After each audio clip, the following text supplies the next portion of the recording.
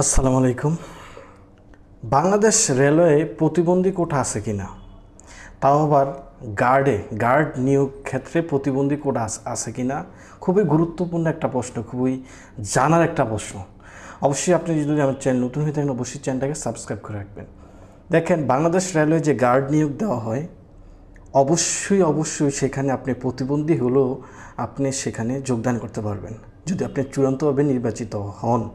কারণ সরকারি নিয়োগপত্রে স্পষ্টভাবে বলা থাকে যে কোঠা যদি থাকে তাহলে সম্পূর্ণ কোঠা কিন্তু অনুসরণ করা হবে, এরকম একটা লেখা থাকে। তবে আপনি শুধু প্রতিবন্ধী যদি তবে সরকারি যে নিয়োগের যে একটা ফিটনেস আপনাকে থাকা দরকার সেটা কিন্তু আপনাকে থাকতে হবে। আপনি যদি একবার অন্ধ হয়ে যান তাও তো কিন্তু আপনাকে নিয়োগ দিবে না।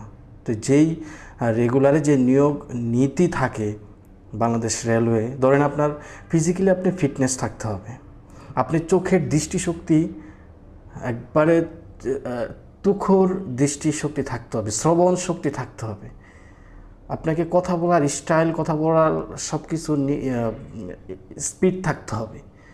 তো এইগুলো যদি আপনি ফিটনেস থাকেন, আপনি যদি এর ভিতরেও যদি আপনি অন্য কোনো যদি প্রতিবন্ধী থাকেন, সেক্ষেত্রে আপনি গার্ডেও নিয়োগ পাবেন।